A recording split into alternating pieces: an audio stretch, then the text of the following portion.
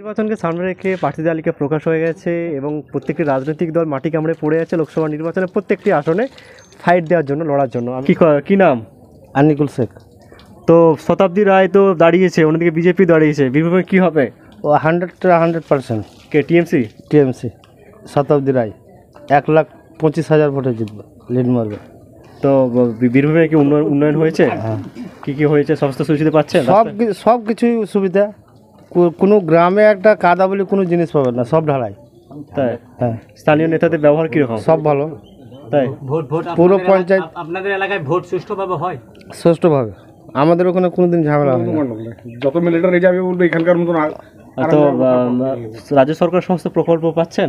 রাজ্য সরকার যেটাই দিচ্ছে সব কিছু পাইছে। কে বড় লোক কে গরিব এটা বাধাবিদ্ধ নাই, যার যা প্রাপ্য সে তাই পাই। তো আপনাদের শতাব্দী রায়ের জয়লাভ করার সময় 100%? 125,000 ভোটে জিতবে, 1,25,000 ভোটে লিড দেবে। বিজেপি যে বলছে অনেক উন্নয়ন করবো, ওখানে বিজেপি থাকবেই না, পাত্তাই পাবে না। অনুব্রত মণ্ডল তো জেলে আছে। জেলে ওর সাথে কোনো সাথ নাই, মমতার সাথে সাথ। মমতাকে দেখে ভোট দেবে? মমতা যদি গরুকে দাঁড় করাই দেয় তো সে গরু জিতবে। আর কলা গাছে দেখলে কলা গাছ জিতে যাবে? কলা গাছ জিতবে। আপনি কি করেন? টিএমসি। আচ্ছা। আর আমি পেশায় ড্রাইভারি করি। কি নাম? বলেন। মোহাম্মদ আলী। বীরভূমে কি অবস্থা এই মুহূর্তে? ভালো, এখন উপস্থিত ভালো। আর আবহাওয়ার খবর কি? আবহাওয়া রোদ গরম তো দিন, রোদ গরম তো হবে না। টিএমসি পাল্লা ভারী? হ্যাঁ, টিএমসির পাল্লা সারাকালই ভালো, আজও ভালো। মানে শতাব্দী রায় জয়লাভ করবে 100%? হ্যাঁ। সমস্ত উন্নয়ন হয়েছে? টাকার ভিতরে 99% তো আশা করছি আমরা যে পাস হবে। আচ্ছা। আর বিজেপি তো বলছে অনেক উন্নয়ন করবো যদি আমার ক্ষমতায় আসে। বিজেপি করতে পারবে না, ওখানে ঢুকতে পারবে না, বিজেপি ওখানে ঢুকতেই পারবে না। তাই? কোনো চান্সই পাবে না বিজেপি ওখানে। তো ওখানকার কাকে দেখে ভোট দিবে মানুষ? ওখানকার মমতাকে দেখে ভোট দেয়?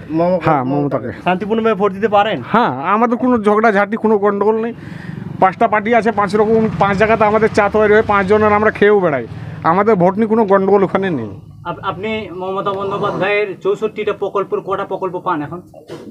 গরিবের লাগি যে কটা আছে, গরিবের লাগি একটাই আছে, কন্যাশ্রীটা আমরা পাই, কিন্তু আমাদের টাইম হচ্ছে না। আর একটা কথা কি, চাল ডালটা আমরা কন্ট্রোল ফ্রিতে পাই, পয়সা কড়ি লাগে না। আর এই বাড়ির মহিলারা কন্যাশ্রী পায়, লক্ষ্মীর ভান্ডার পায়? হ্যাঁ, আমার স্ত্রী পায়। আর আপনাদের বৃদ্ধরা বার্ধক্য ভাতা পায়? কৃষক বন্ধু পান আপনারা? না, আমরা কৃষক বন্ধু পাই না, আমাদের জমি জায়গা সম্পত্তি কিছু নেই। সরকারের কাছে কি সুযোগ সুবিধা চান যদি তৃণমূল পুনরায় ক্ষমতায় আসে রাজ্যে? মানে ভালো বই পায়?